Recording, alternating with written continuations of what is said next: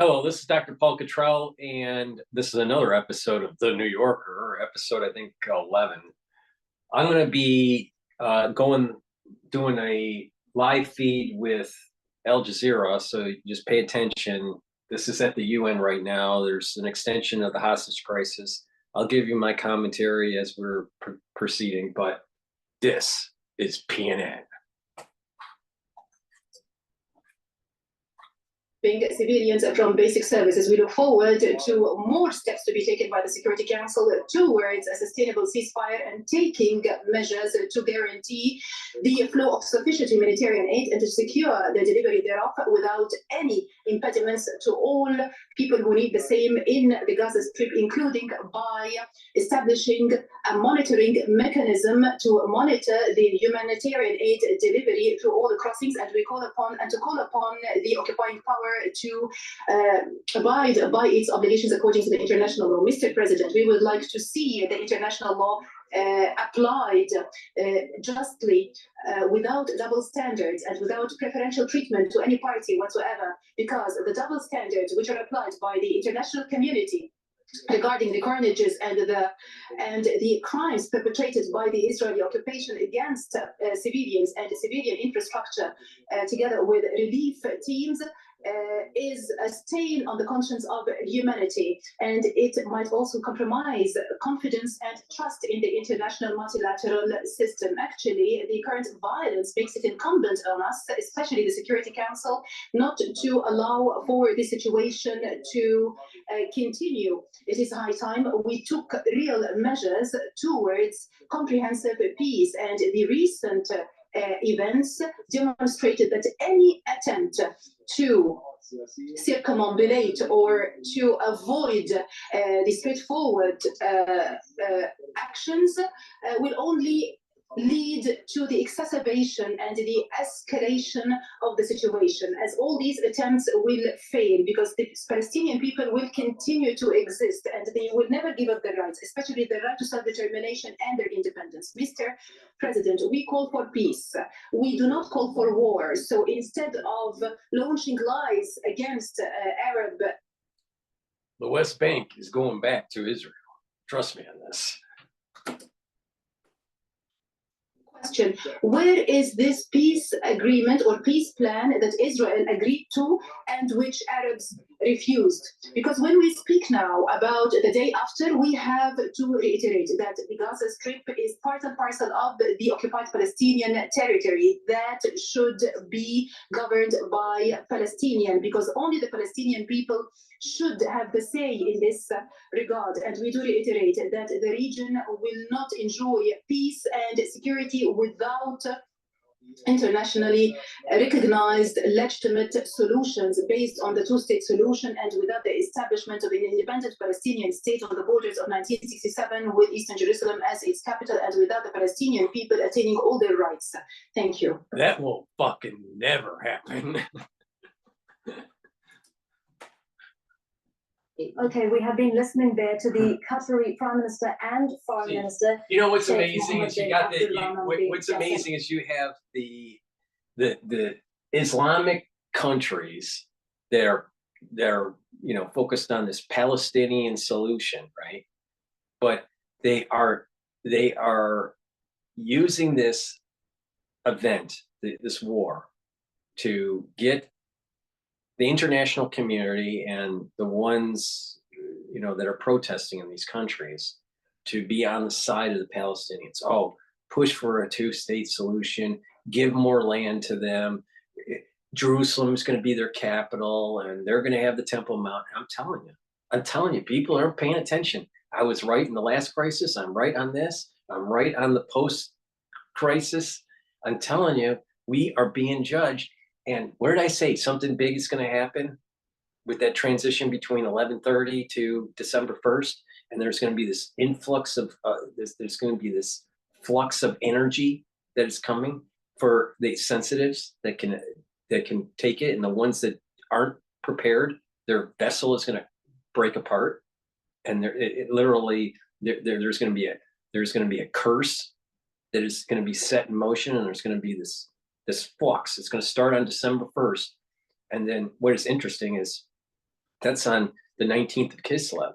Well, I have to check the number of days in the month, but it's like 28 or 29, something like that, because it's lunar. All right. So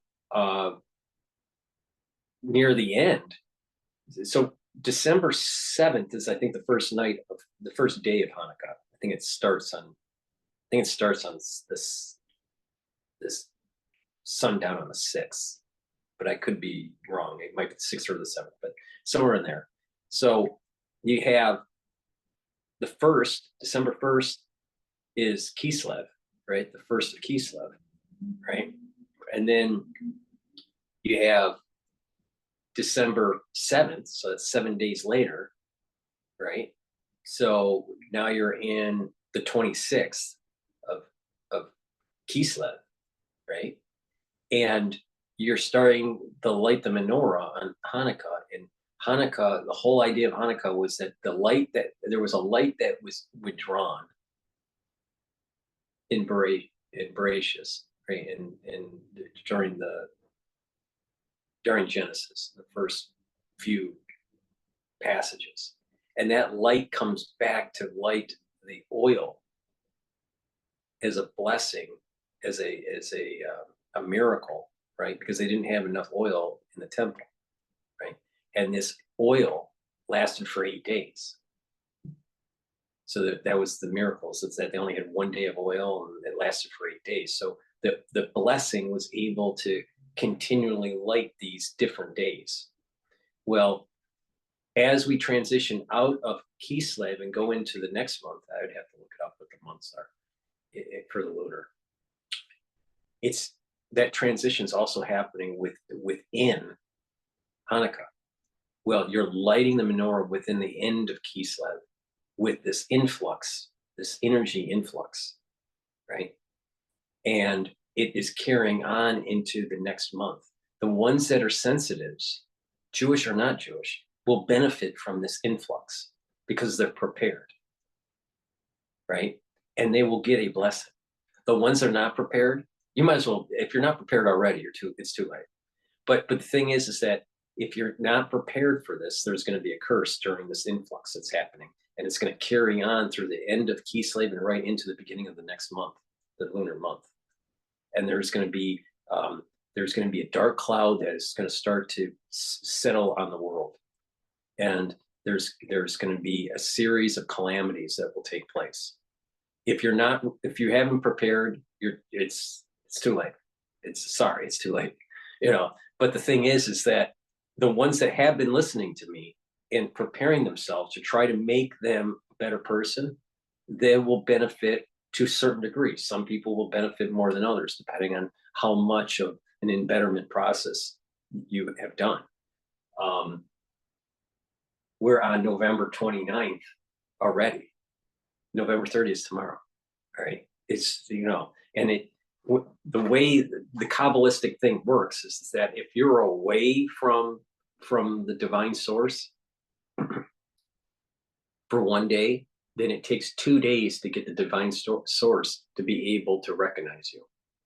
This is the reason why I'm saying that you're going to miss the influx already, because it'll take 2 days, two solid days or more to be able to get the message, and then the message comes back from the lower to the higher.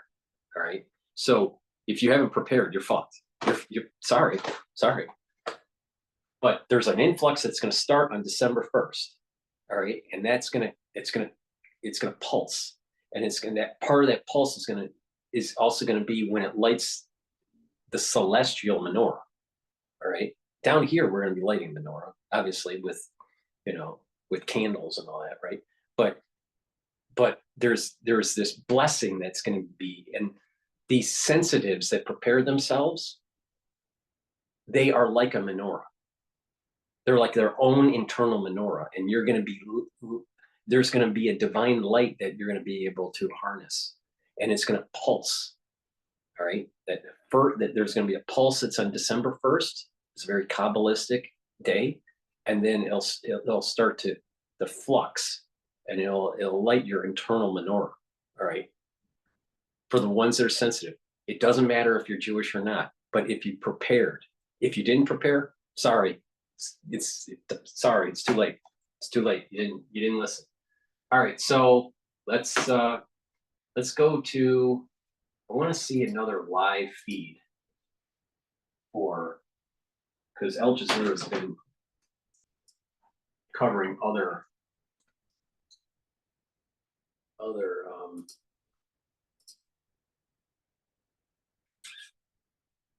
live news. Let's take a look at what's going on with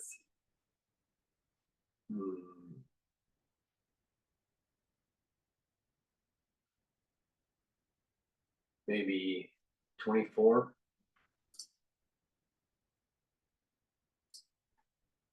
This is 20. That Hamas will try to raise the stakes and want more Palestinians released in exchange for a military member is very likely. And we heard last weekend the U.S. President Joe Biden saying I was hoping to be able to build on this truce. The language seems to be more muted this Wednesday. We heard the Israeli Prime Minister saying it will be a return to war.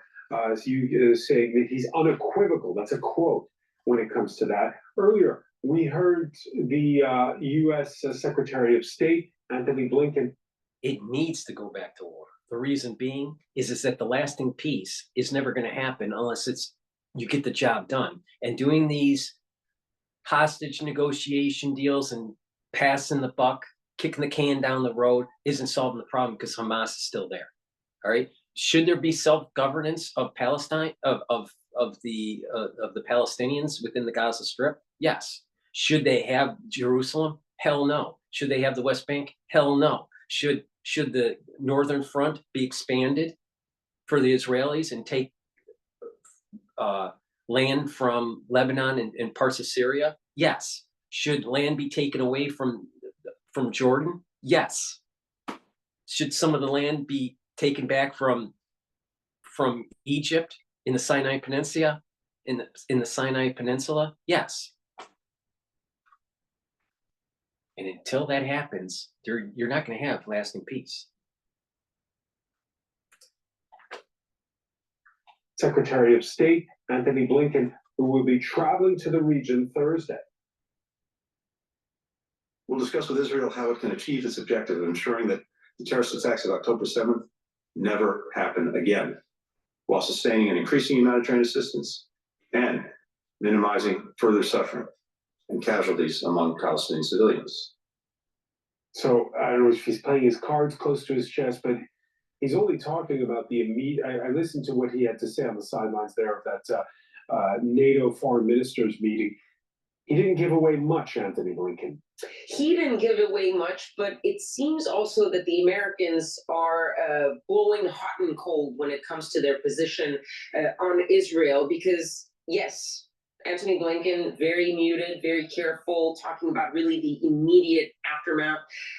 When you listen to some of the senior administration officials who are talking in the White House, especially in the National Security Council, they are being way more hard when it comes to their wording, and they're looking at what happens next. One senior administration official was very blunt, very clear, saying there's absolutely no way that the Israelis, when the fighting picks up again, can do what they did in the north in the south, because they've already displaced more than 1.5 million Palestinians within Gaza, telling them to go to the south. They cannot displace them again, and we, the United States, are opposed to any force. So it's really easy. The ones that are in the middle, in middle Gaza, you tell them to move to the south even further, and you blast the hell out of the middle Gaza. When that's done, and you kill the fucking terrorists, then what you do is you pitch up a bunch of tents. The international community puts in a bunch of aid in the north. You send everyone that was in the south back to the north. And the ones that are normally domiciled in the south have to go to the north. And then Israel comes in and sweeps the south.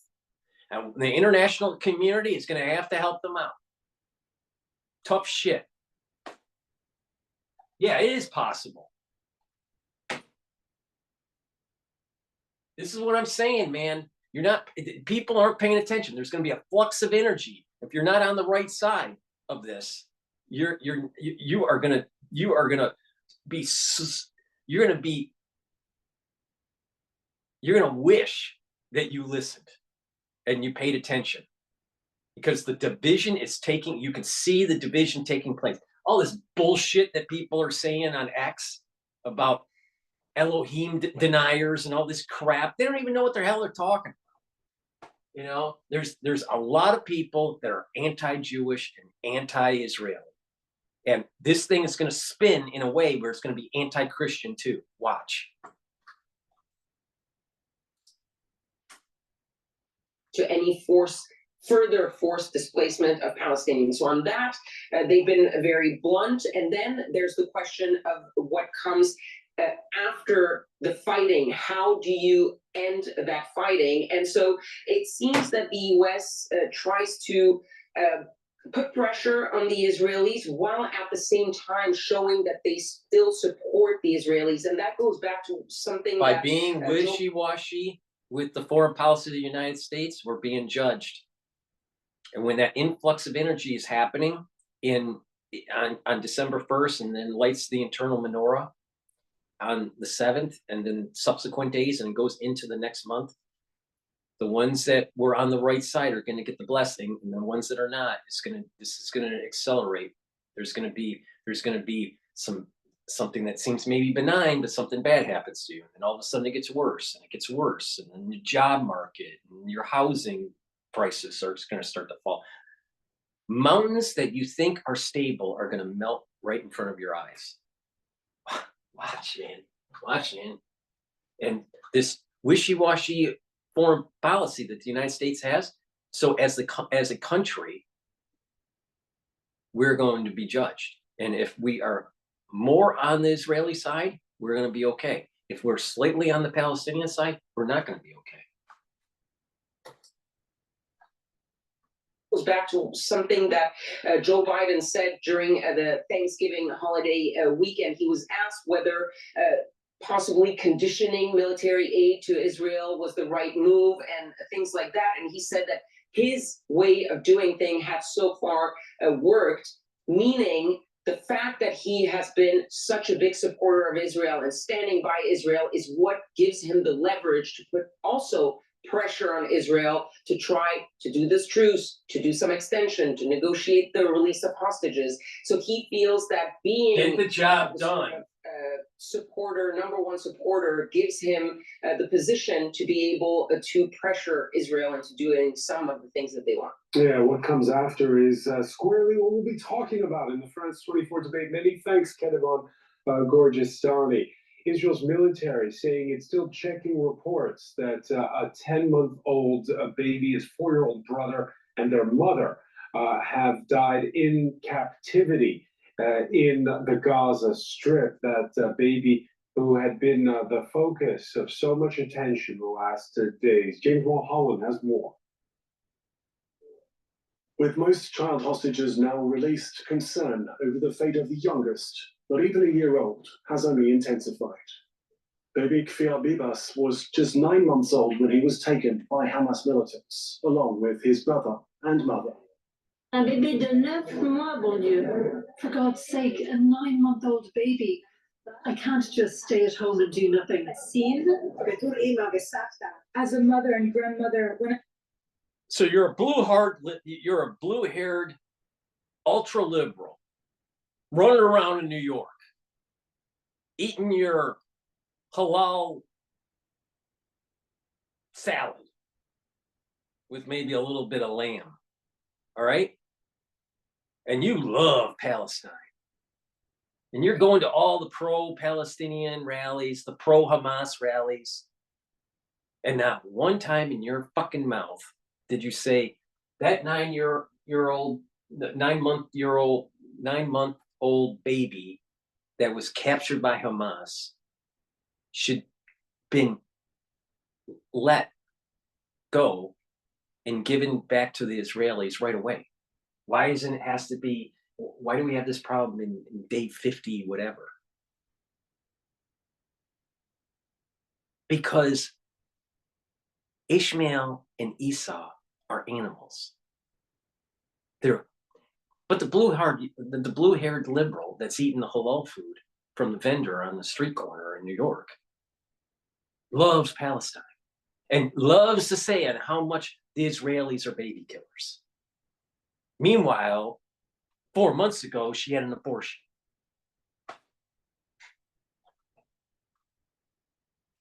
That's the people we're dealing with in America. Bunch of stupid fucks.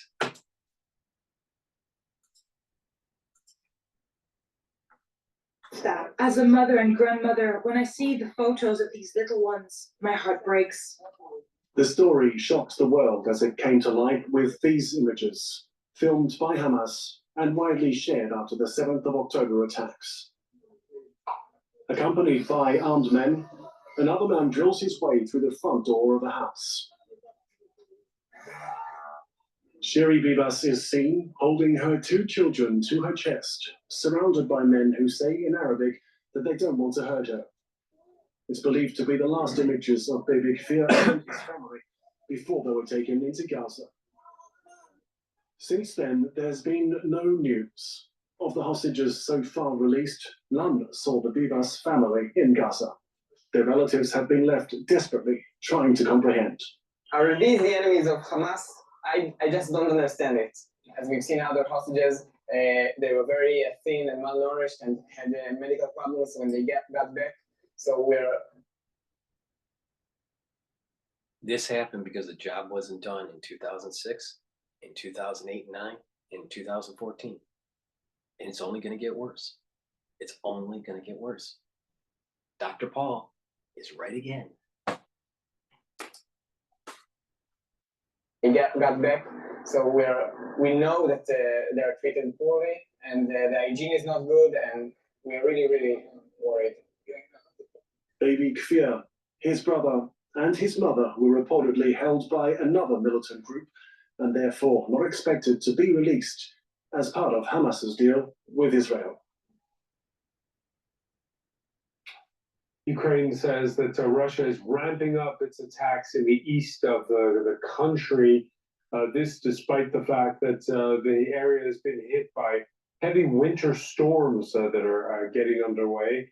Of particular focus, the flashpoint town of Advika in the east. The town Russia wants to take at all costs, Avdiivka in the east of the country, an industrial city mostly destroyed. Permanent bombardment. These Ukrainian soldiers taking cover in trenches to defend their territory. These images filmed in October represent the bloodiness of the war. You know what's amazing about this, even though that war is much different now than during World War I, in 1914 and 1918, but there's this echo that can happen. It was just slightly over 100 years ago, right? And you have these soldiers that have modern uniforms, but they're dug into a trench. The warfare is different, right? We don't have really trench warfare like was in World War I, but it's just that how it is so, the echo is so strong from World War I hinting to now.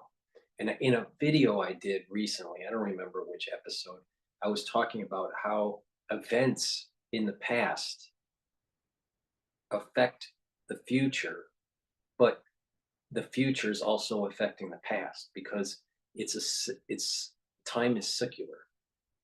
It's not linear. We think it's linear, right? And that obviously the past can affect the future in a linear, but the future cannot affect the past in a linear timeline. But when the timeline can fold on itself at times, then the past can affect the future and the future can affect the past.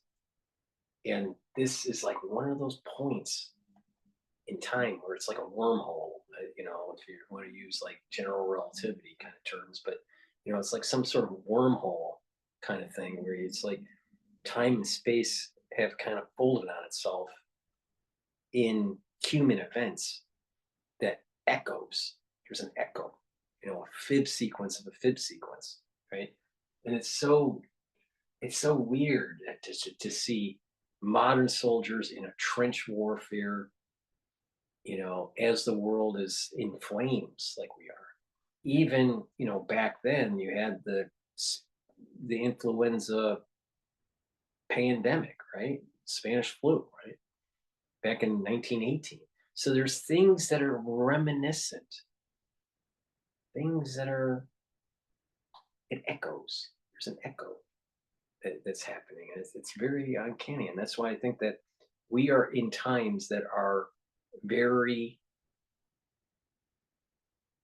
profound and eventful and long lasting. And we're living through it right now.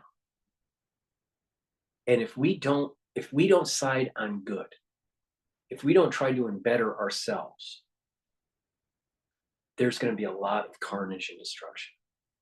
Now, the ones that wanted to benefit from the influx that's happening during Kislev and right into the early part of the following month, and prepared themselves, then you'll benefit. You'll benefit from this blessing. You missed the boat on this one for the ones that didn't prepare. All right. And you're going to feel it. Now, depending on what kind of person you are, depends on how much you're going to feel. Right. But being a blue-haired, stupid liberal is not going to bode well for you.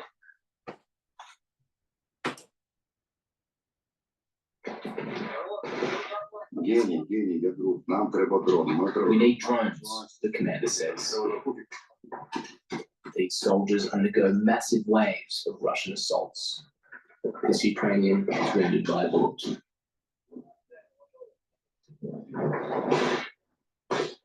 There's a hole. I can see blood. You're bleeding. The commander that filmed those images explains the human toll on both sides. It's very important people see these images so they know now, not later, how terrible this war is. In the trenches, a second soldier is wounded. First step, stop the bleeding. And the terror continues. The soldiers bury themselves as much as they can. We're going to go back to Al Jazeera here. And to women in the global south. And I think it's incredibly important to emphasize that what's happening in Gaza isn't inevitable. We are looking at political actions and decisions that are forcing Palestinians in Gaza, including Palestinian women, into these conditions. This literally could end tomorrow if there was the political will to do so. And unfortunately, we don't have that political will because Palestinians, including Palestinian women, have been dehumanized for so long that there is limited will to take a stand against the Israeli regime from continuing this genocide. All right. I'm pretty sure that when the Exodus was happening, back in biblical times, that there were a lot of bad Egyptian babies, especially the firstborns. And what happened to them? They were killed. Now, I'm not trying to make some sort of equivalence between the Exodus from Egypt and the Palestinians, right? Being Egyptian. But the point here is just to assume that all those babies are innocent. I don't think so. All right. Their soul root has come from a very dark source. Would you kill Hitler baby or not? It's a philosophical question. If Hitler baby was in your possession, if it was near you, what would you do with Hitler baby? Doing this genocide. All right, Heather. Yara said there political actions and decisions that have an impact on women in Gaza. But it's important to add a caveat to that. Not all children are innocent, and not all children are guilty.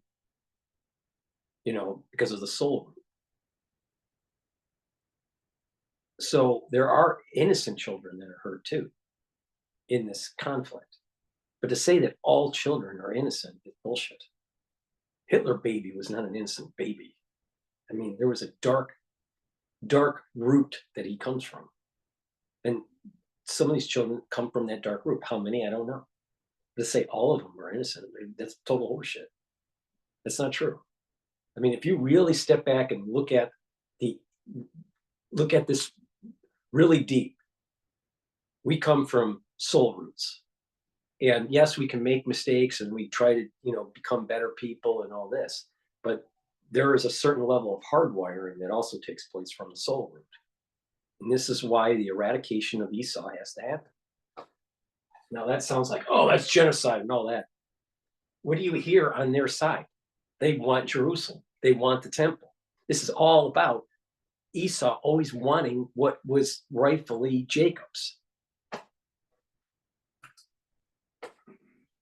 Women in Gaza, but this is again happening in conflicts around the world, women bearing the brunt of the violence, but at the same time being excluded from the political process. How do we change that?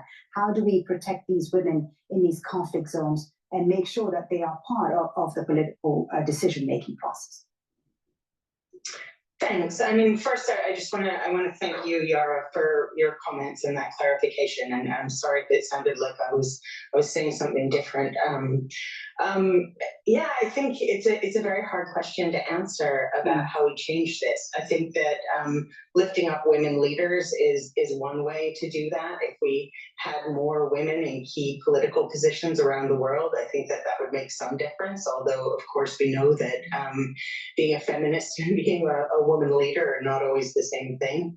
I think trying to make bodies like the UN follow their own words and keep the promises that they've made, and reminding them of that again and again, and lifting up the voices of women from countries that are experiencing conflict, from countries where we should take a bulldozer, scoop up the people from the West Bank, drive it down the highway, dump them into the northern Gaza, and tell them to have self-rule. And oh, by the way, take over all of Jerusalem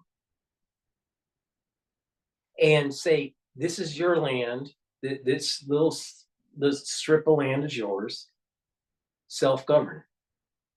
Oh, we'll even give you no interest loans or something, right? The international community helps to rebuild it because the international community seems to love terrorists, all right? But they should not have the Temple Mount, period. The Dome of the Rock needs to come down.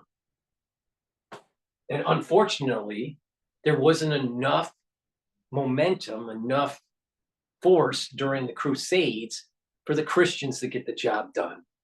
And I don't know, that was like the 1300s, whatever. Now fast forward 700 years, over 700 years or whatever, and now we have the problem we have. Because we didn't get the job done. You're seeing women being disproportionately killed, bringing their voices actually to places like the Security Council and hearing from them directly is something powerful that I know there are people working to do, but it doesn't happen enough and there isn't enough space. All right. Noor O'Day in Ramallah, Palestinian women, as we've heard and said during this conversation, are not just victims, they are central to the Palestinian cause. And the existence of the Palestinian people, as you said yourself, rests on them. So some of these Palestinian women are innocent. A lot of them are not. They're breeding terrorists. Their child is a terrorist. The mother bred a terrorist. All right. Why didn't these Palestinians push out Hamas? They failed to do that. They failed to do that. They're complicit. Just like the Americans are complicit in failing to prevent the government from moving towards the 1984 surveillance state, creating a bunch of things that they shouldn't be doing in laboratories.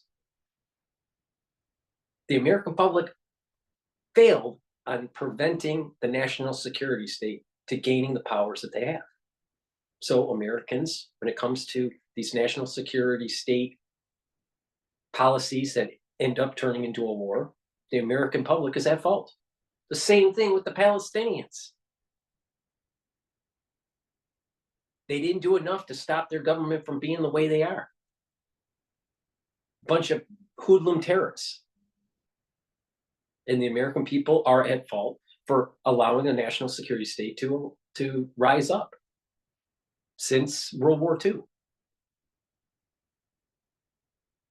And this is why everyone's getting judged. This is why there's a curse on everybody. But depending on what type of person you are and how you went through this repenting cycle, right, depends on how you're going to be able to benefit from the influx. Said yourself, rests on them. So what should the international community be doing, and what should the Palestinian people be doing to protect these women? Well, I think right now the international community should be doing the bare minimum, which is to get a ceasefire to end this aggression and to find a way that political analyst. We got to find a ceasefire to end this violence. Does it really solve the problem? Does it get to the core of the problem with Jacob and Esau? It's the Temple Mount, honey. This is what I said about these policy wonks, and they're going to try to Westphalian this bullshit. And this is exactly playing out. And I've been doing this for, I don't know, 4 or 5 weeks, covering this. Once again, right, bunch of policy wonks don't realize what the real deal is. Stupid ass. That has a political horizon that meets the aspirations of Palestinians. And I regrettably don't see that materializing at the moment. I don't see that being in the offing or in the discussions, unfortunately. Not yet, anyways. But for Palestinians, I think that in terms of protection, regrettably, I don't think there's a lot that can be done. Part of the reason why so many women are dying in one strike, for example, is because so many are displaced. And as we saw in the report at the beginning, the women stay in one place to kind of give them some space and some privacy, while the men either stay in the hall or outside or in the yard of the school shelter. So when there is a strike, they go in groups. They go and basically with them entire families. So it breaks my heart to say this, but there is just no safe place for physical safety in Gaza. But a lot can be done once this war is done. A lot can be done to elevate women, and part of it has to do with us Palestinian women learning how to work with one another and how to respect the version of feminism we ascribe to, because there are so many different shades and colors of that. And I think one of the most interesting components, perhaps, and the most recent is one of the shades is blue hair liberal, crying about Israel killing babies through collateral damage, but 3 weeks ago she had an abortion. Recent relatively is the women who hail from more conservative, more religious political groups like Hamas and Islamic Jihad, who are or who consider themselves to be feminists. They need to have an active role in collaborating with other feminist leaders to speak about it, to elevate female voices, and to make sure that women are part not just of the overall social fabric, but part of the political conversation and the decision making, and that when it comes time for those big conversation, for those big discussions, women are not kept outside of the room. We can do that if there is that camaraderie, so to speak, between women coming from different political affiliations and different social ideologies, whether it's progressive or conservative. All right, Yara, I think I'll give you the last word. What, Yara, do you think should be done to protect and empower Palestinian women? I think in the immediate term, there has to be a ceasefire. So that Palestinians in Gaza are no longer facing bombardment, and with a ceasefire, obviously the bombs will stop, and maybe the siege would be lifted. I said many times on multiple videos, the liberal will always say ceasefire. That's the solution, ceasefire. But how is that really getting to the root cause of the problem? With this argument between Jacob and Esau. And we know who Esau is. He's a killer. He's a killer. All right? And the reality of the situation is the Temple Mount should not be occupied by Muslims. The temple is a Jewish thing, right? And only Jews can reboot it. And it's not just every Jew or any Jew that can reboot it. It is the Kohanim that can reboot it, and the Levites. All right.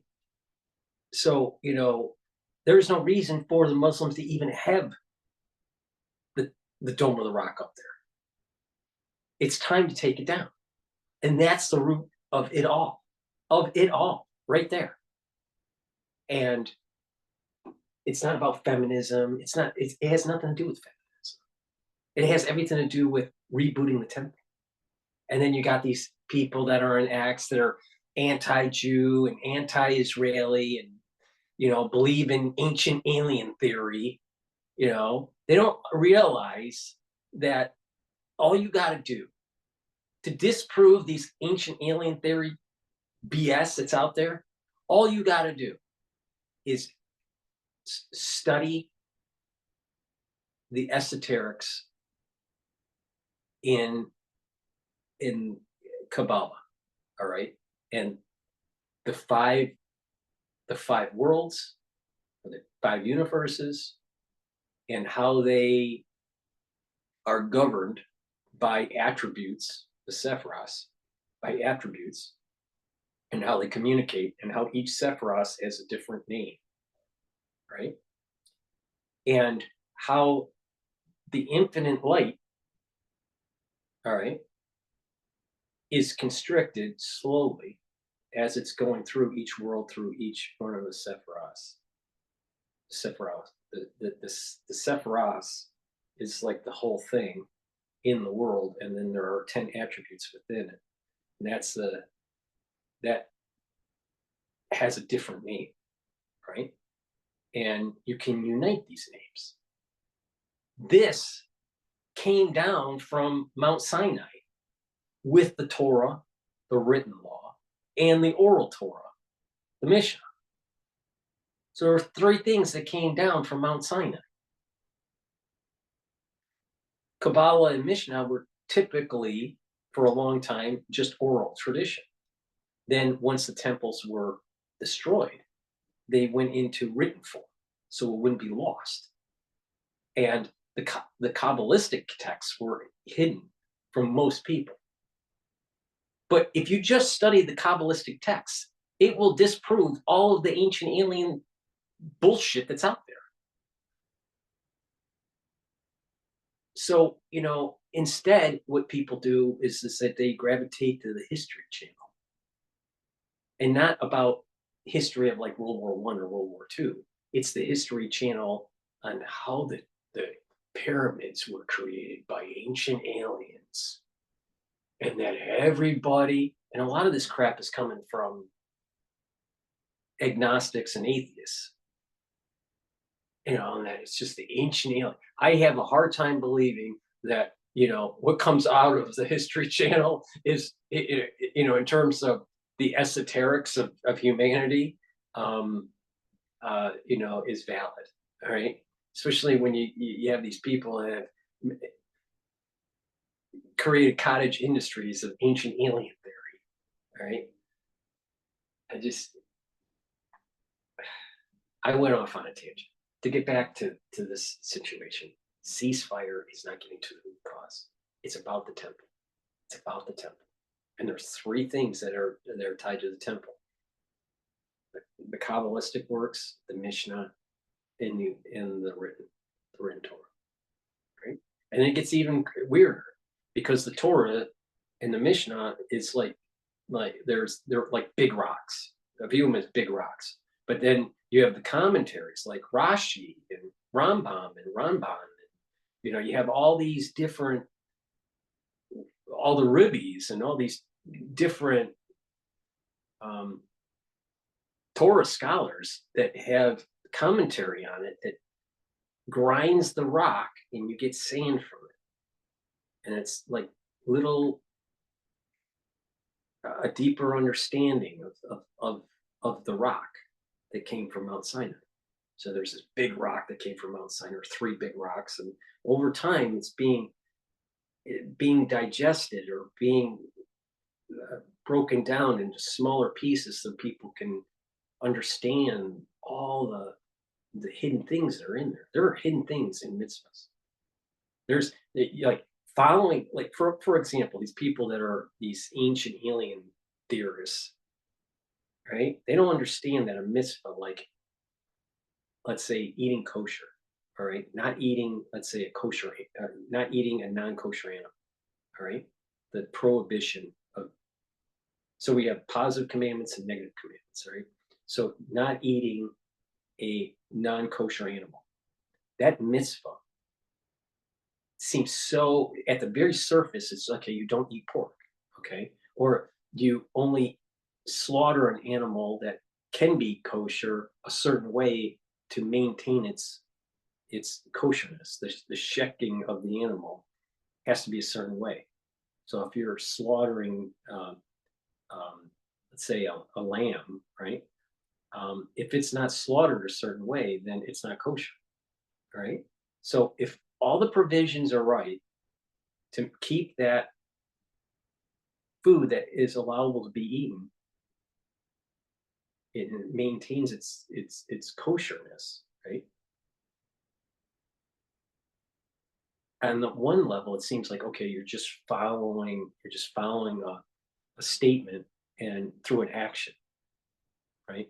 But these commentaries over time have elevated the mitzvah into something very, very deep that's tied into the infinite light that ushered in before the Simpson, the contraction took place in the higher worlds. All these mitzvahs come from that or Ein Sof, the light of the infinite, Ein Sof being the infinite one, right? The infinite being. Or Ein Sof is the light of the infinite being. So we can't see the infinite being, right? But we can capture some particles of the light because it's so, using terms that we can understand with our brain, radioactive, that if you're too close to the Or Ein Sof and there's not contraction through the different worlds in the Sephiros, then it can kill you because it's radioactive. It's so pure heat and light that you would no longer exist. For us to exist, there has to be a contraction, a Simpson, more contraction, to the point where there are elements of the light that's not so radioactive that can allow for us to exist on our plane, Asilus, which is our plane. But if you go up higher, it's too radioactive. It's too intense. And there's mitzvahs that can be done in this plane because of this. But because of all this contraction, you have the atheists and you have the agnostics that will say, well, I can't see God. Well, if you did see God, it'd be so damn radioactive that you wouldn't be able to exist. You have to have the contraction to actually have life, what we call life, right? So, there's these people that they something that was somewhat entertaining on the History Channel ended up being a cottage industry, creating a belief system within the truther conspiracy theory world, right? Where now, people think that the world was populated by aliens, you know, and that we're governed by, you know, these alien species and stuff. And it's a bunch of horse shit, you know. They're missing some big components, and then as you're going through the Simpson, right? Some people won't even understand what I'm talking about, but you know, once you're going through these contractions, it will separate God more in a hidden form from our plane, but there is still an energy source to allow for all matter to still exist, right? But it is so constricted. So there's such a constriction through the Simpson contractions through each of the worlds that it's hard to see. It's hard. It's not easy to see it, but it's supposed to be that way. It's not. It's supposed to be hard to see for us to exist. All right.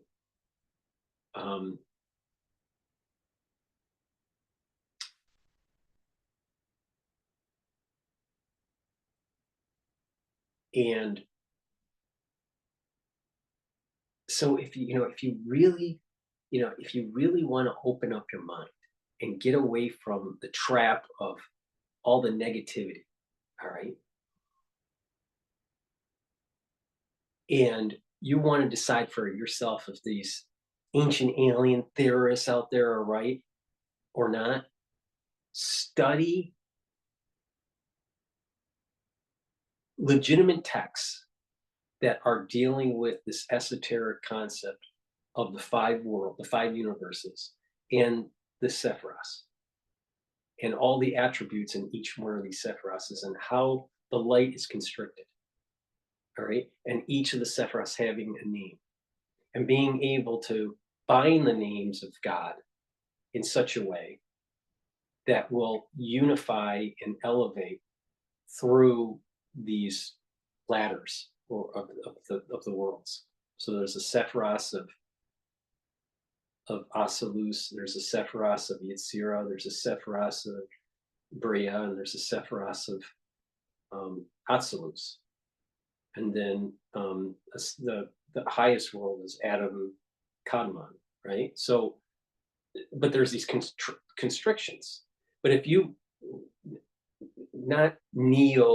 don't read these neo-Kabbalistic texts that are all bullshit from California, but some of the old stuff that was written, you know, that was codified in the 1st century or even before, that have been translated into English, the old stuff, right? The source material, not the bullcrap that's in California, you know, and the Madonna culture, you know, in Kabbalah, that's bullcrap. But this stuff that I'm talking about, very, very real. And this is that energy flux that I'm talking about. And there's certain points in time where there's certain things line up in such a way where it's a portal. It's a portal that energy goes through.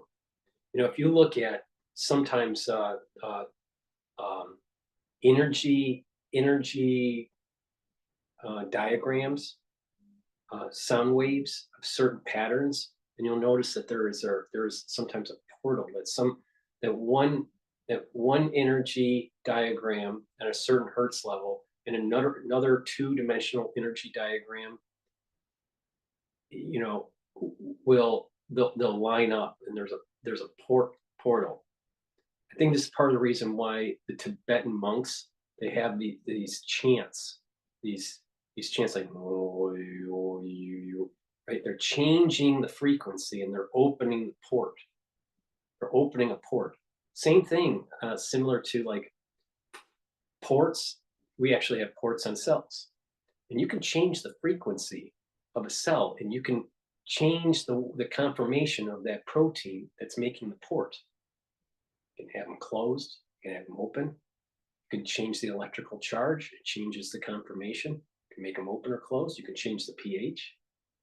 See, there's things that you can do. So there's these energy and frequencies that, if lined just right, just gets enough of the Or Ein Sof as it's going through Simpson, to go through the port of this harmonic. All right. But you'll have a bunch of people on ancient alien theory thinking, oh, that's all bullshit. Yeah, that's all bullshit.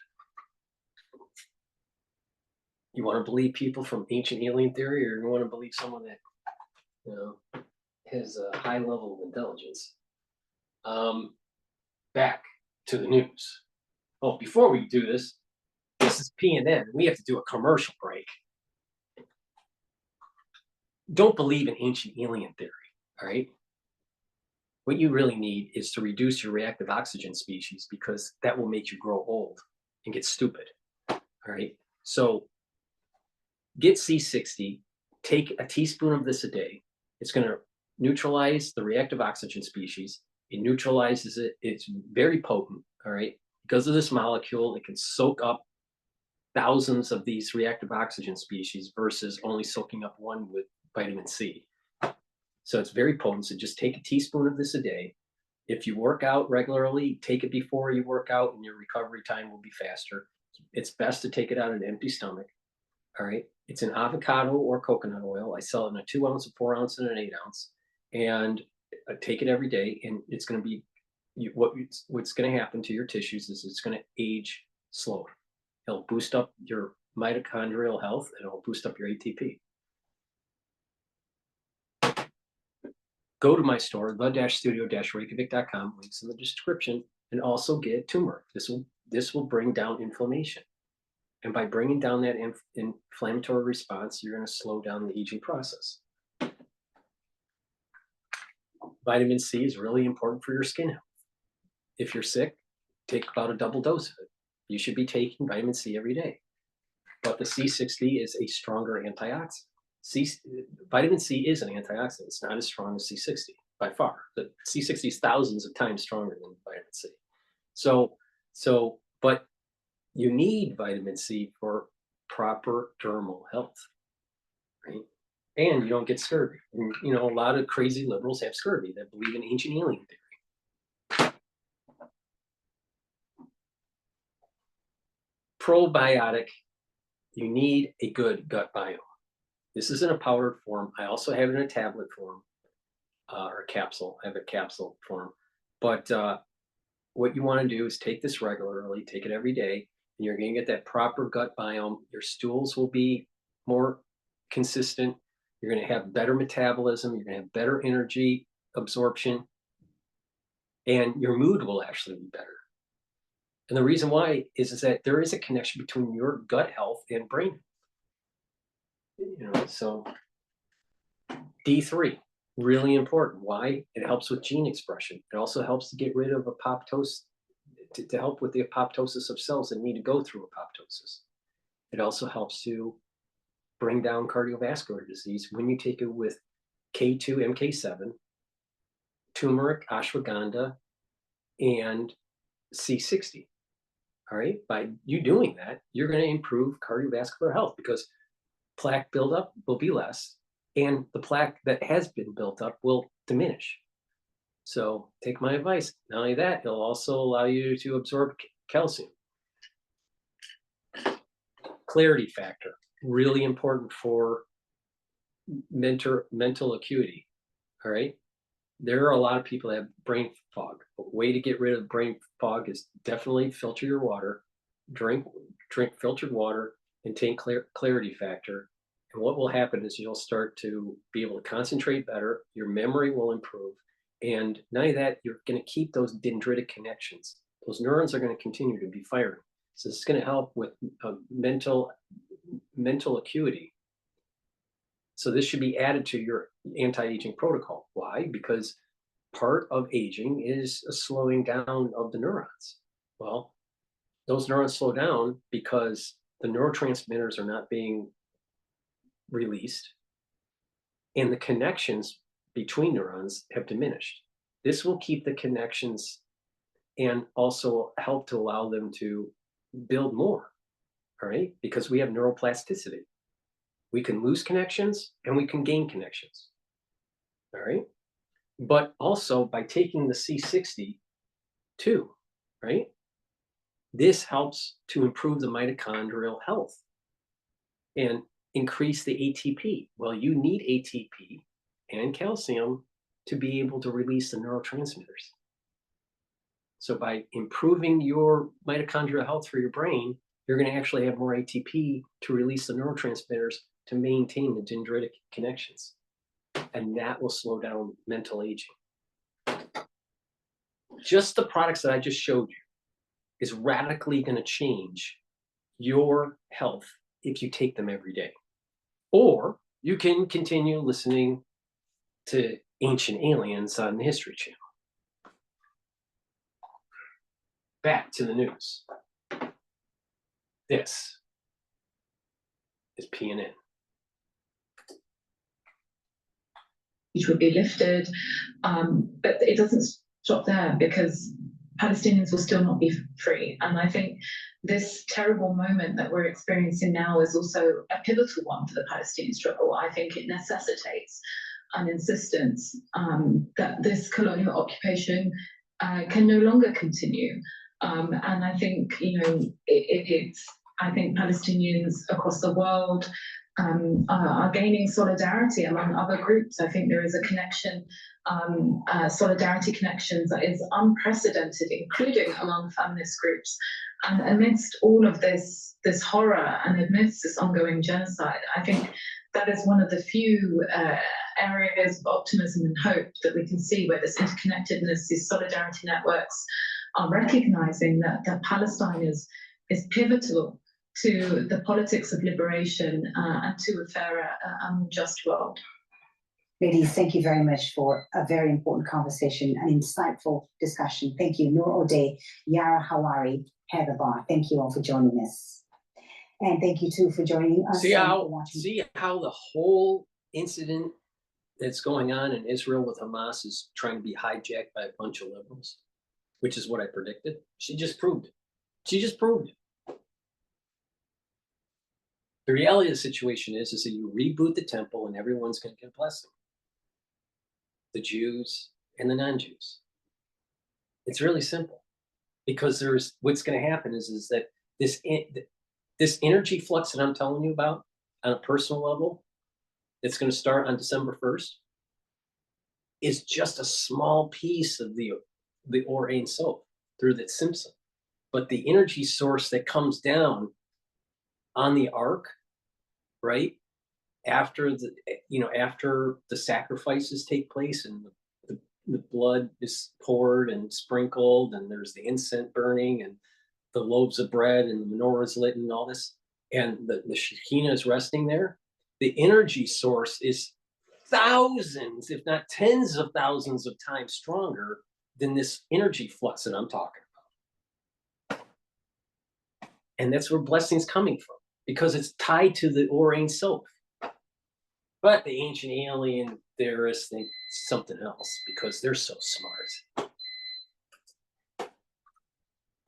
Thank you too for joining us and for watching this program. You can watch it again anytime by visiting our website at aljazeera.com.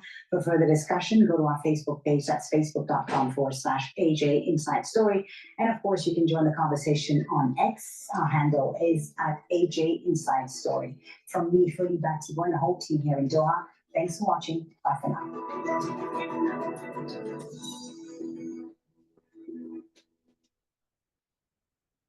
The latest news as it breaks. The interim government is now telling 1.5 million registered and documented Afghans to leave the country. With detailed coverage. The families of those being held captive and those that are still missing, so they won't be silenced anymore. From around the world. This isn't just about an imminent eruption. It's about a long-term shift into a much more volcanically active and dangerous phase.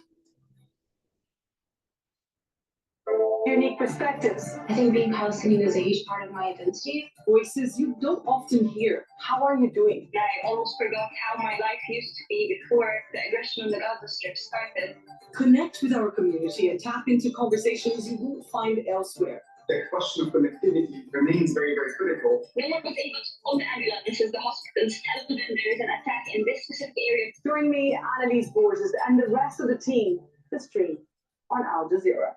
Here are some of the media stories. A critical look at the global news media. A critical look on Al Jazeera. I mean, come on. Access to social media. Yeah, critical.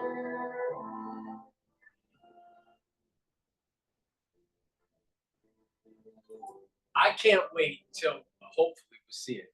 I can't wait. You actually see the dismantling of the Dome of the Rock on Al Jazeera. That will be shock and awe.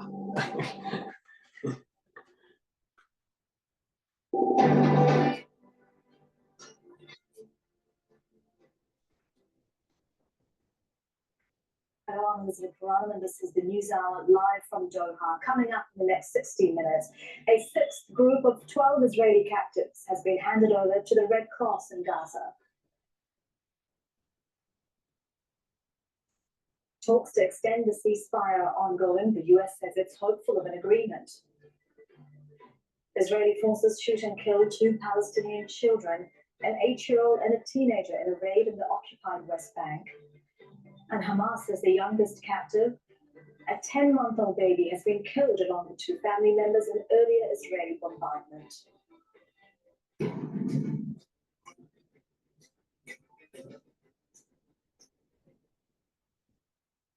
It's 18 GMT, that's 8 p.m. in Gaza, where it's the 6th day of the ceasefire agreed between Hamas and Israel. And as part of the deal, both parties have been releasing prisoners and captives. Hamas has handed over the 6th group of 12 captives to the Red Cross. The humanitarian organization has been facilitating the transfer of captives out of Gaza. These are the latest pictures of the Red Cross vehicles.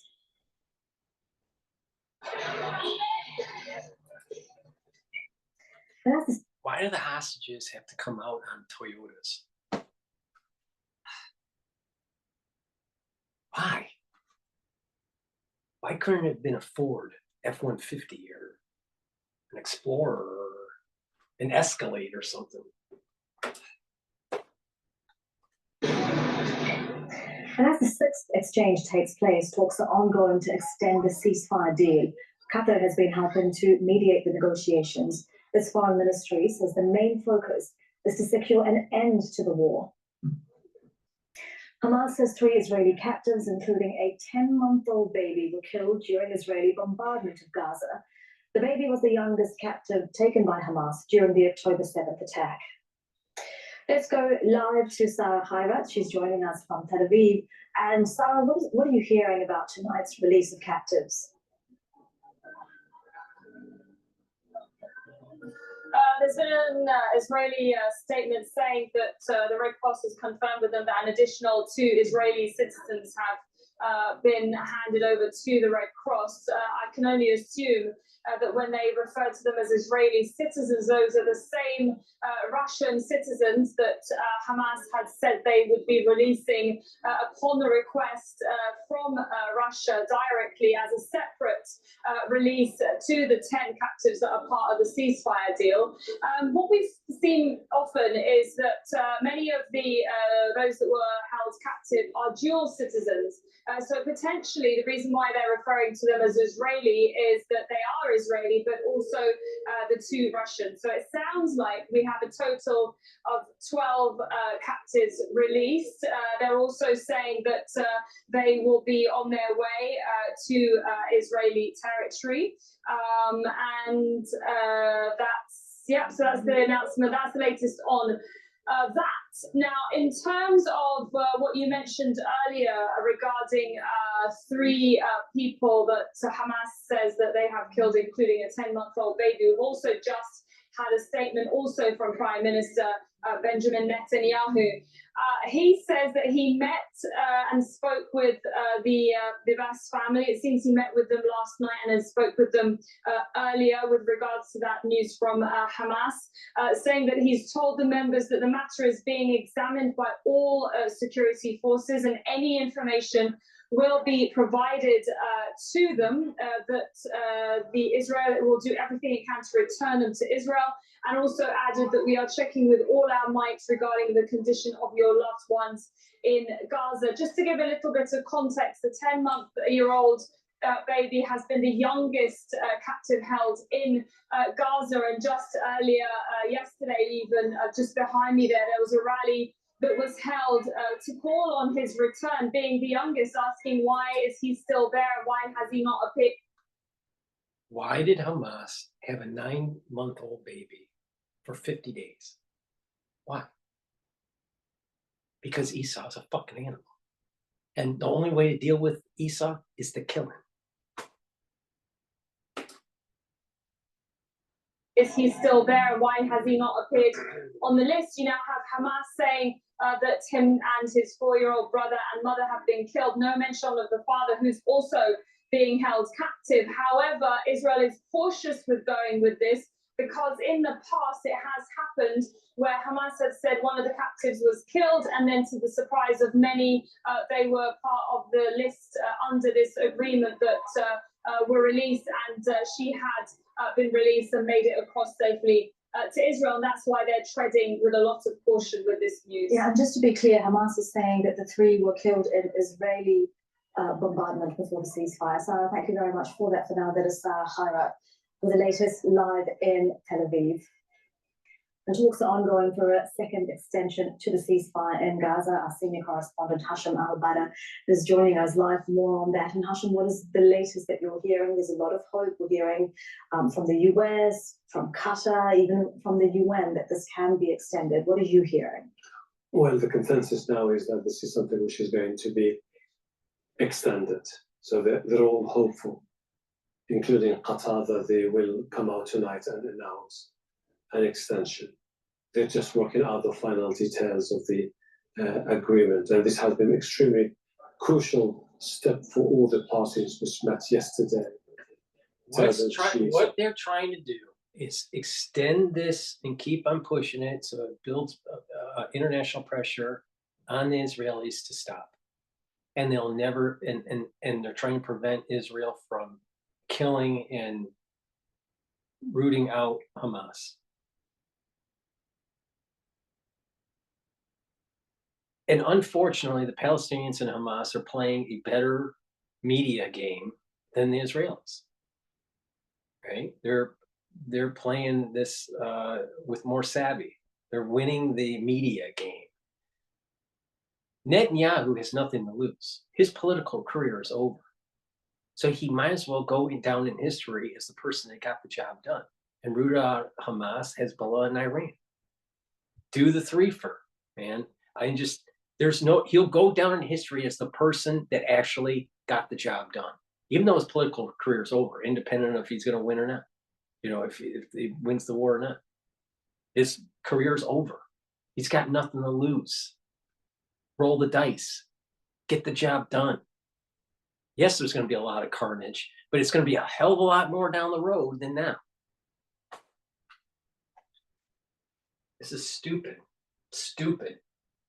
And if this continues and it goes into that, you know, we're on November 29th, it extends 2 more days. Well, you know, now we're on December 1st. Like I said, there's an energy flux that's happening.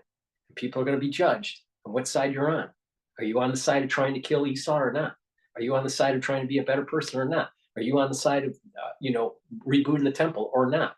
Are you a person that wants to, continue on doing, 60 million killings of children in the womb or not?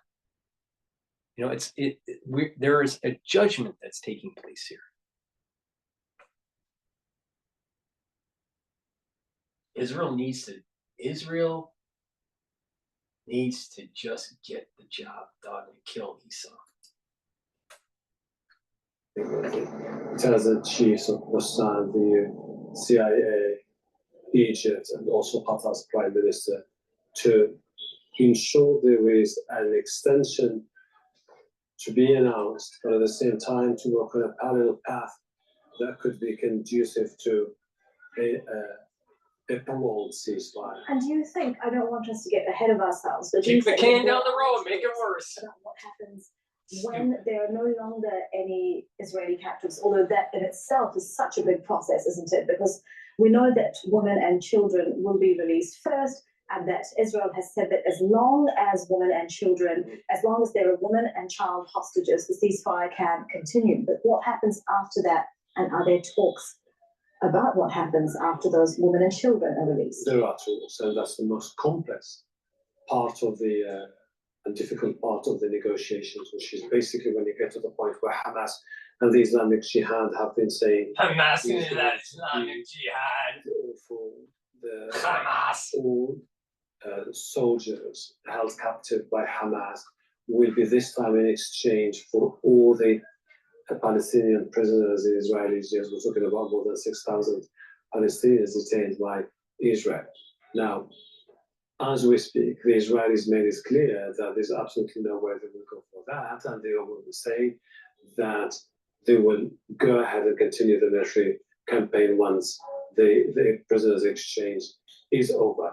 Hamas, on the other hand, is looking for strong guarantees from the key guarantors of the agreement, the Qataris and the Egyptians, that if they go ahead with the exchange, Israel will stop the bombardment of areas, particularly Israel should increase the bombardment. And, you know, as Israeli leaders have said throughout the ceasefire, that the war must resume when they get their captives out, and the war must resume until Hamas is defeated. Do you think that that rhetoric filters down to the negotiations that are taking place in Doha? Does it affect them? It is. I think there's an element of leverage here and more pressure on all the parties, particularly the Israelis.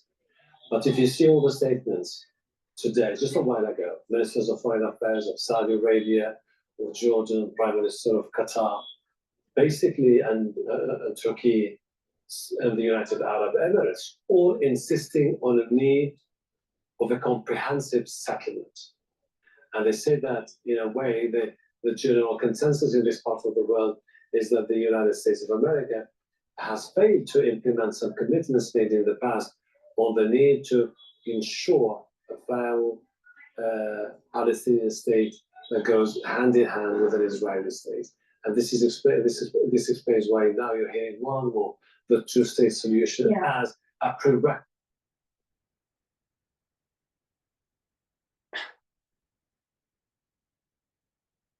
That two-state solution is going to still have ownership of the Temple Mount with the Dome of Rock, with the Palestinians. That doesn't solve the problem. A two-state solution is literally bulldozing the West Bank and moving those people into the Gaza Strip and taking ownership of Jerusalem, all of Jerusalem. That's the two-state solution. State solution as a prerequisite if you don't want to get any other cycle of violence in Gaza and the occupied territories. I want to go back to a point that you were making, the so-called all-for-all deal that's been tabled, that's been reported to have been tabled. All of the Israeli captives, including the soldiers. I do not understand why the Israelis don't kill all of Hamas. Were held in Israeli jails. You were saying that Israel says that that's a no-go. I don't know if we've seen a precedent for this, but if you look at the release of the Israeli soldier Gilad Shalit some years ago now, Israel did release around 1,000 Palestinian prisoners for one soldier then. And this is what Islamic Jihad and Hamas are hoping to see happen. And this explains also why the announcement today on the new extension is going to be crucial, because what is happening is that this announcement is going to pave the way for that difficult negotiation about the all-for exchange of prisoners. Now, all the parties, particularly Qatar, understands why the Israelis are adamant on the need to see all the prisoners, all the captives being released now, because there is a political aspect to the story. You don't want to be seen as capitulating to your enemy. And the same thing applies for Hamas, which is not going to go and tell its own people that after all this distraction, you know what, we were forced, but there's absolutely nowhere for us but a dignified exit strategy, and therefore we're going to release all the captives. The captives, particularly the soldiers, are the last card into the hands of the Islamic Jihad and Hamas, and they want to use it with leverage, knowing that at least when they do it, there will be no more war in Gaza. If that happens, it is going to be an extremely important development in the region. But all in all, Elizabeth, the Arab world and the Muslim world, it's been almost, more than 50 days of this conflict. It's unprecedented in many ways. Mm-hmm. The similar discontent that you can see on social media, on the streets of different parts of the Arab world, are indicative of a trend which has been going on for quite some time and which Arab leaders and Muslim leaders cannot ignore. There's a moment where they cannot be seen as betraying the Palestinians or people of Gaza. And this explains why they are telling the Americans behind closed doors, help us put pressure on the Israelis, we'll put pressure on Hamas, and we will help you come up with a dignified exit strategy for all the parties. All right, Hashim, thank you very much for that. I know that you were looking at your phone for any developments, and we will come back to you when we... Like I said, God is doing this disentanglement of individuals, right? And he needs to separate them to usher in through the Or Ein Sof, the light, right, of the blessing and the curse. And so it's more clear on who's going to get the blessing and who's getting the curse. But the disentanglement has to take place. Because for millennia, there's been this entanglement. This entanglement actually started with eating from the tree of life, eating from the tree of knowledge. And over time, systems have become more and more entangled. The cyber world, the internet, what governs it? A bunch of wires. Would you say that social media is a positive influence on people? There's a big argument to suggest otherwise, that it's been a very negative effect on people's well-being, especially at a societal level. So, but there are some goods to it. So just like the tree of knowledge has good and evil, it's entangled. There's an entanglement that takes place. So there has to be a disentanglement of individuals. So when the energy comes down, that it hits appropriately those individuals. All right. Not exactly the same, but sort of similar. Okay. During when the death of the firstborn was taking place, right, for the last plague, right before the Exodus from Egypt, the Jews were indoors. They had the blood on the doorposts from the sacrificial Paschal lamb, and the others, the non-Jews, the Egyptians, right, didn't do that. Now, my understanding is actually the lamb is considered one of their gods or something. I think, if I'm not mistaken, I think that's the way that works. And we were slaughtering one of their gods and put the blood on the doorpost. I could be wrong with that, but I think that's the case. But there was a sacrificial Paschal lamb, and the blood was on the doorpost. And so when God went by, because it was him, not a messenger, and killed all the firstborn, all at the same time. It wasn't like it went door to door. It was all the firstborn were killed at the same time. Exactly, I believe that what is said in the Zohar, I think it is that it was exactly at midnight or something like that. Or it may not have been at 12 o'clock. It's mid of the dark period, middle of the dark period, midnight, middle of the night. Okay. So once it was right at the middle of the night, all of them are dead that didn't have the blood on the doorpost. Okay. There was a separation. Same thing with Noah's Ark. There was a separation. Noah's family and the animals in the ark, and the rest of the world was outside the ark and was destroyed. So you have these time periods where there needs to be a separation for judgment, so that the Or Ein Sof, when it's executing judgment through the worlds, and it's coming down through the worlds. Like, for example, remember what I said about the Simpson? It constricts and it constricts at each of the attributes within each world, and it gets more condensed and more the less radioactive, using that as an analogy, to the point where we can survive. Well, if the Simpson is less constrictive, then the energy that's flowing into each one of these vessels is more powerful. All right. So if you separate groups, and there is a force that's coming for judgment, and there's a lot of energy of that judgment coming down, it's going to obliterate the world, and the people that are separate and protected in some walls, right, in an ark, in a room, with a sacrifice of some sort of blood, stating that this is holy and outside of this realm is unholy, then this energy source that comes down obliterates the ones that are not in the protective zone. All right.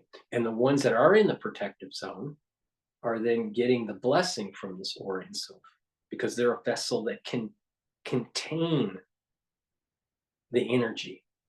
Remember what I said, when this pulse is starting to take place on December 1st, there are going to be people that can accept the energy. Now, this is a much smaller energy source than what was happening during Exodus or what happened during Noah's Ark, Noah's flood. But there is an energy source that's coming that's going to be pulsing. And people that have prepared themselves can be a vessel to capture it and benefit from it, get a blessing from it. The ones that are outside that have not prepared themselves, they're going to get cursed. Now, it's not going to be like the curse of the death of the firstborn during biblical times, with Egypt, but there is going to be this energy source that's cursing, and there needs to be this splitting of people. Now, the ones that are sensitives, they've already prepared.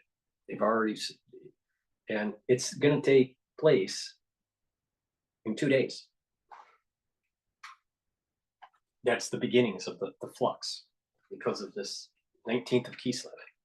And then it will pulse through Hanukkah and then into the next month, because Hanukkah straddles both the end of the Kislev and into the next month.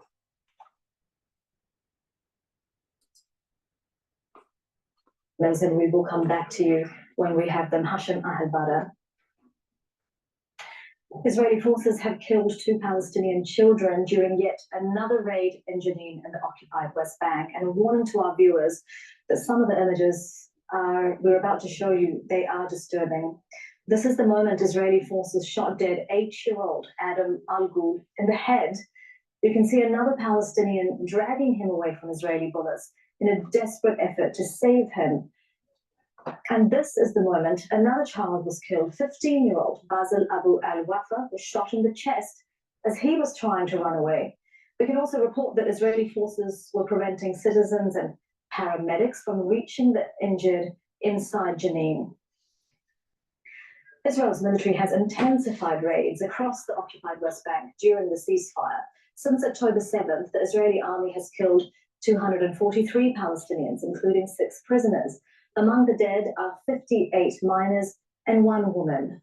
More than 100 Palestinian children have been killed in the occupied West Bank so far this year.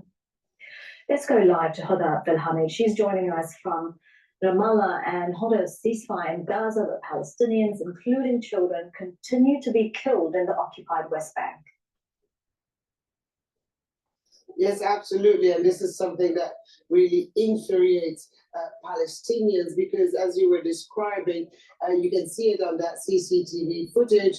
Those children were not posing any threat to any soldier. Actually, they were trying to run away to go to safety, and they couldn't do it. They were just coldly, bluntly shot. And Palestinians say that this happens not only now, it happens on a regular basis throughout the years, and there's never any kind of accountability on the Israeli side. Whoever was behind that bullet knows that he has impunity. So certainly it's the repetition of this kind of incident that really infuriate Palestinians and say that no one is really caring for their rights, for their right to live, and for their right to be in safety. And that kind of, unfortunately, that kind of incident, when you ask anyone here, they will tell you it will happen again and again and again, simply because there is no uproar and there is no accountability. Yes, it has very much become the norm across the occupied West Bank this year. So too have arrests, Hoda. And tonight is another night of waiting for some of the Palestinians who have been arrested, not in the last, not the 7th, but those who were arrested before to be released. Well, the list is now out. There are 30 people who are going to be released, 15 women and 15 minors. Some of them actually have been detained after October 7th and will be released with this last batch tonight. Now, at this point, we know that they have been moved to Ofer prison. That's from where they will be actually freed.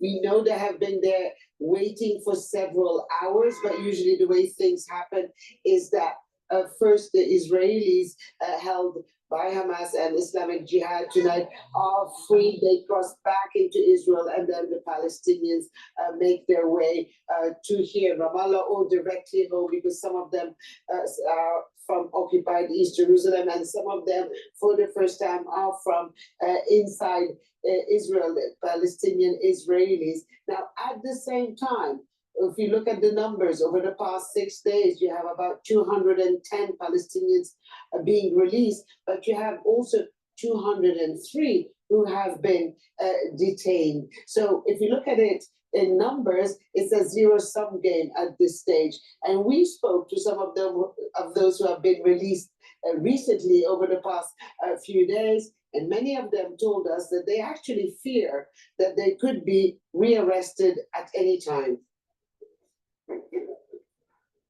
We go to meet them at night, away from the prying eyes of Israeli settlers and occupation forces nearby. 3 cousins, recently released, but with the specter of prison still hanging over their heads. 19-year-old Qusay Abu Naim was sentenced to 15 months for throwing stones, a symbolic gesture by young Palestinians to resist the Israeli occupation.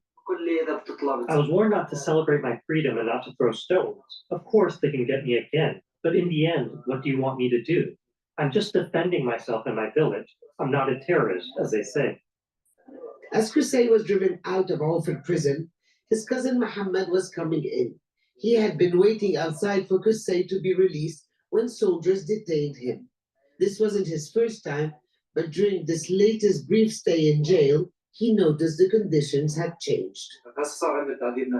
There is psychological torture. It wasn't like that before. Now they lock you in a room until you're broken and admit to anything they want. When I got home, the officer in our area told me my movements were being monitored, and next time they'd harm my wife as well. Despite the threats, Muhammad thinks it's important to speak out and hopes the world will understand how difficult it is to simply be a Palestinian. All of those we spoke to told us the same story, that they were warned not to celebrate their newfound freedom and not to speak publicly. In fact, we had interviewed a group of teenagers, but a few hours after we left, they messaged us asking not to air the interview. And they told us that the Israeli officer in charge of their village had called each one of them individually, threatening that if our interview aired, they would return to jail. More than 3,300 Palestinians had been detained in the occupied West Bank since October the 7th. The vast majority held without charge, cut off from the world. Palestinians must pay the price for the attack, regardless of whether they took part in it or not. And then all those detained are used for exchanges during deals. That's why I say that those who were held after October the 7th are hostages and not prisoners. When Mohammed Nazzal was released, the priority was to get him treatment. Both his hands were broken in what he describes as nightly routine beatings. Now he's back home, seemingly still in shock, and relieved he survived. One of the guys was so badly beaten, his cellmates kept calling and yelling for someone to help. They finally arrived, they felt his pulse through the bars. He was dead. After that, they would just insult us. When the soldier came to fetch me before my release, he said they would hunt me down and bring me back to jail. All the Palestinians we spoke to, on or off camera, share a feeling of unease. They are relieved to be at home, but wonder how many nights they'll be able to sleep in their beds before Israeli soldiers come the for thing them is again. that, that we need to learn from prior wars about how soldiers react. Again, like I said, there are war crimes on both sides in every war. And there's also soldiers on both sides that will do things, or combatants, if we want to use that term, that will do things that may be more aggressive than they should be. Like, look at what happened in Vietnam, for example. You had soldiers that couldn't find their enemy because they were hiding in tunnels underneath the canopy of the forest, or the jungle, I should say, the jungle, and they were being picked off. So U.S. soldiers were being picked off one by one with these guerrilla tactics, and we weren't able to hunt them down. So when you did get to a village and you were able to, get some intel on some of these Viet Cong, you burnt down the village, and there were atrocities that took place. I think the filmmaker Oliver Stone in Platoon really captured some of the things that did happen during the Vietnam War that may not, they probably should not have happened, but you can understand that if you were a soldier in that situation, how it could break your moral fiber. And everyone has a breaking point. And you got to think of it in that context. So this is just showing, innocent kids, right? In an environment that is, you're a soldier that's constantly dealing with riots and, a society that's in disruption. And some soldiers get harmed, some soldiers get killed in that situation. And eventually they maybe become more aggressive because of it. So that over aggressiveness that we saw in Vietnam, even in Iraq and Afghanistan, on the US side, right? You're probably seeing also an over aggressiveness on the IDF side. Is it right? In a perfect world? No, it's not right.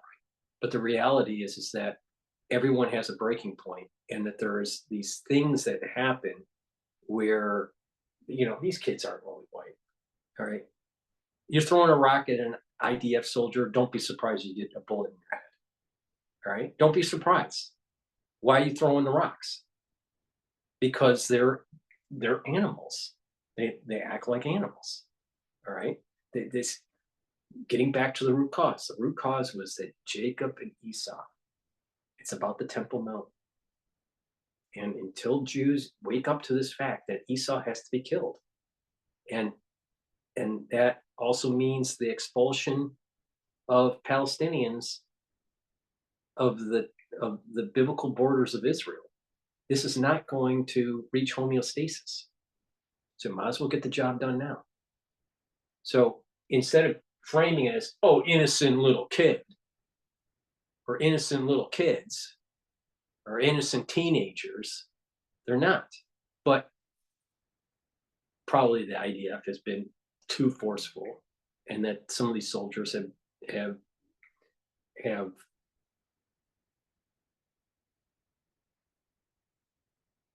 maybe gone over too far with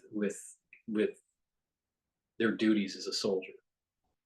And we've seen it on the American side, in Afghanistan, Iraq, and in Vietnam, right? All wars are like this.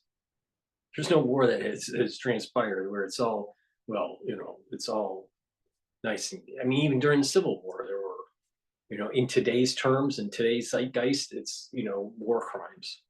So even the American Civil War, or even in the Revolutionary War, right? So you got to remember, our founding father, George Washington, led a bunch of troops to slit the throats of Germans, across the Delaware on Christmas. I think it was Christmas Eve. All right.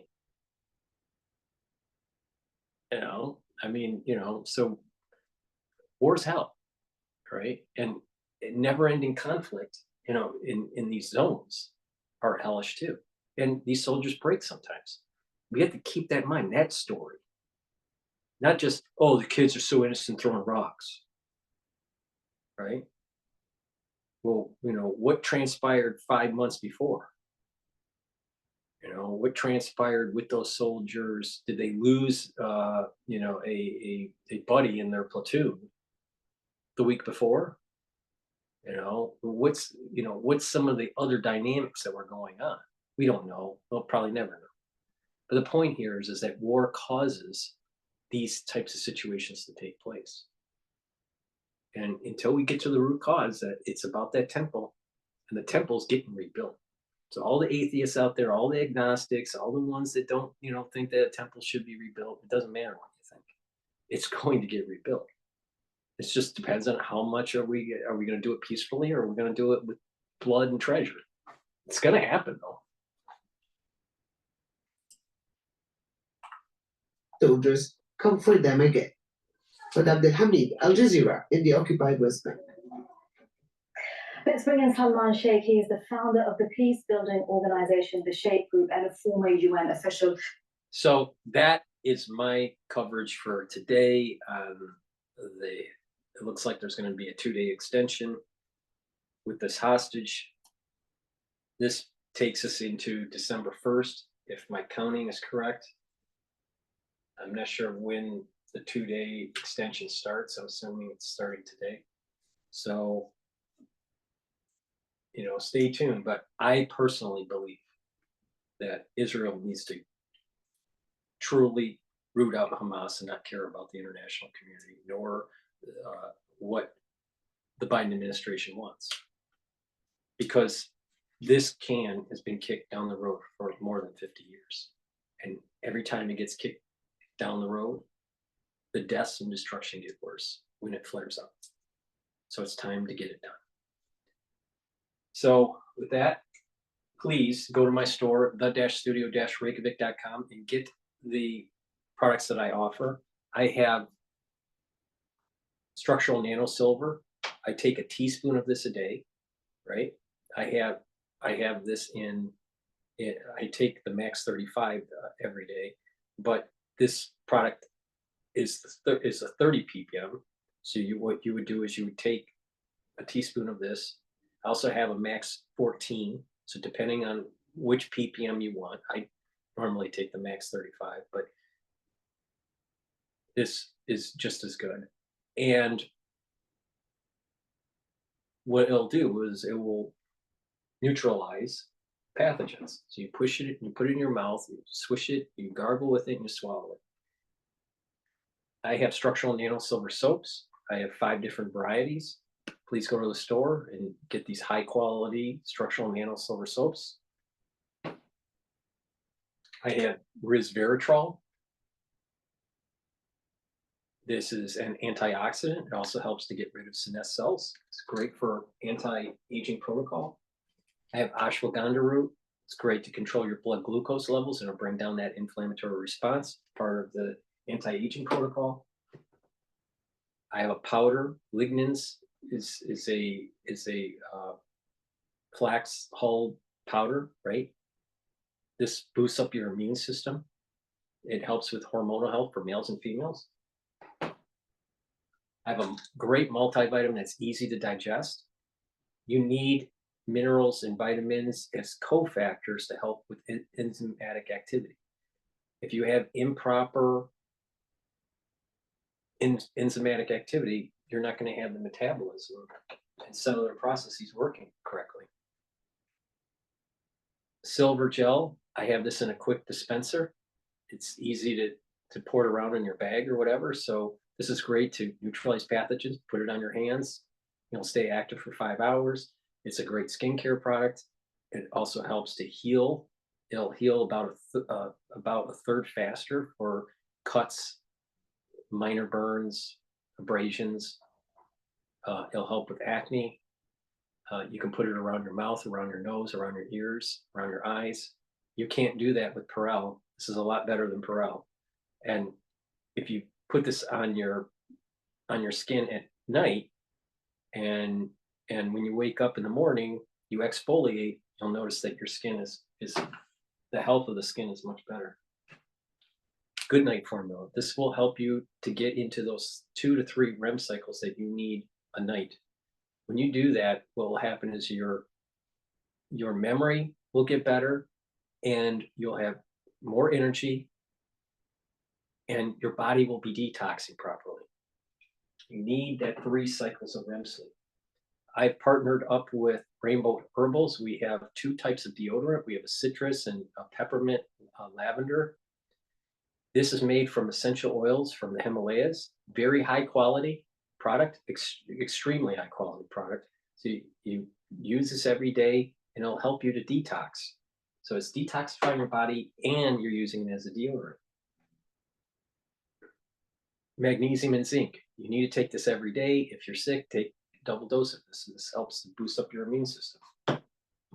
Just like the other gel, this one is a 24 ppm gel. You apply it the same way. It's made from a different laboratory. Honey and lemon drops. We're in the cold season. I have a 100 count of structural nano silver drops. I also have it in blueberry, 100 count. So that helps to neutralize pathogens and get that sore throat to be soothed. Same thing with sweet menthol. These are lozenges, so they're slightly bigger. And this is in a 20 count. And we have also green apple, 20 count. So those are some of the mini products that I have on my store. Remember what the protocol is. Liquids and gels to neutralize pathogens. So that's taking like Max 35 or the pH balanced alkaline silver solution. Okay, you take this every day, teaspoon. If you're not feeling well, take a tablespoon or 2 tablespoons. And you use the gels to neutralize the pathogens. Then the other pillar is taking a strong antioxidant like C60.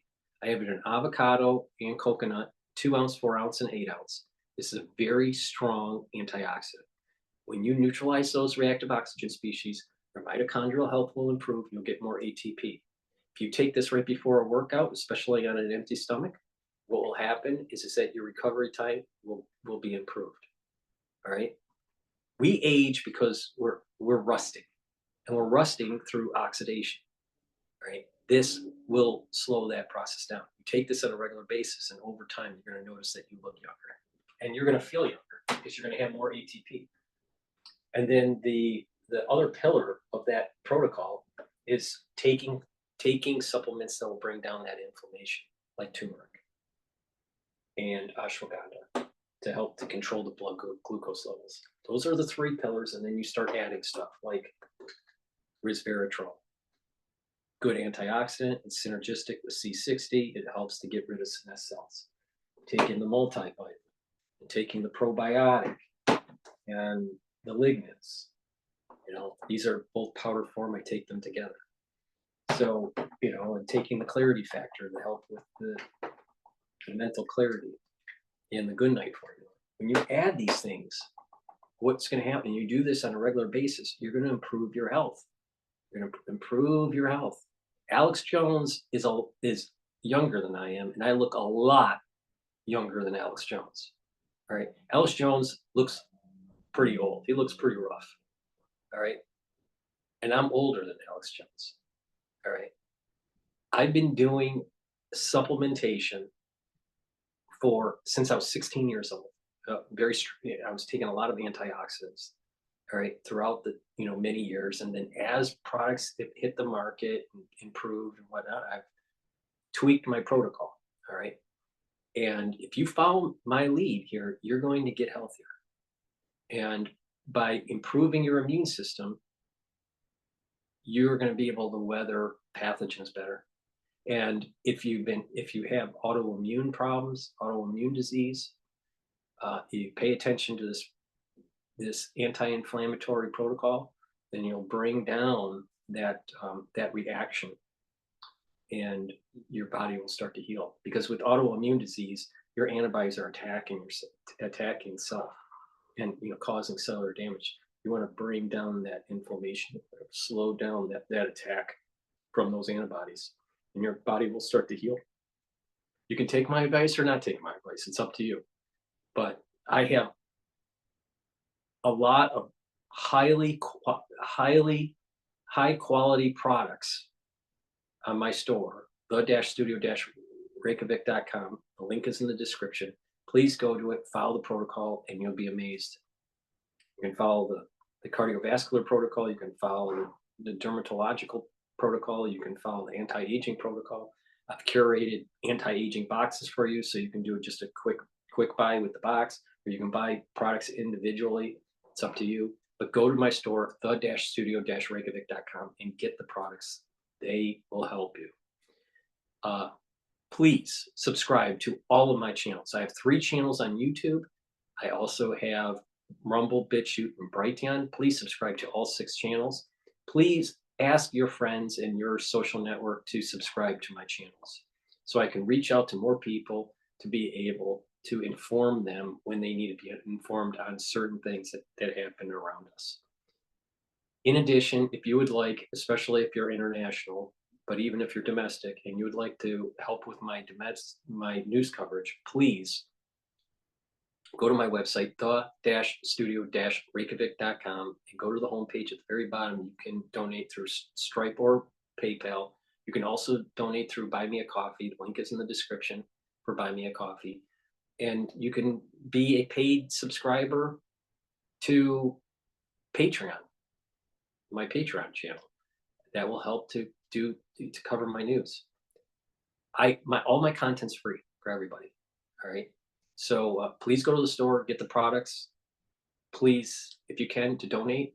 Please share the links, and please invite friends and family members and your social network to subscribe to my channels. You're not going to agree with everything I have to say. That's okay. That's okay. But what I have to say is really important, and you need to pay attention. So thank you for listening. Thank you for sharing the links. Thank you for donations, and thank you for going to the store and getting the health products that will help improve your health. Thank you again, and have a nice day.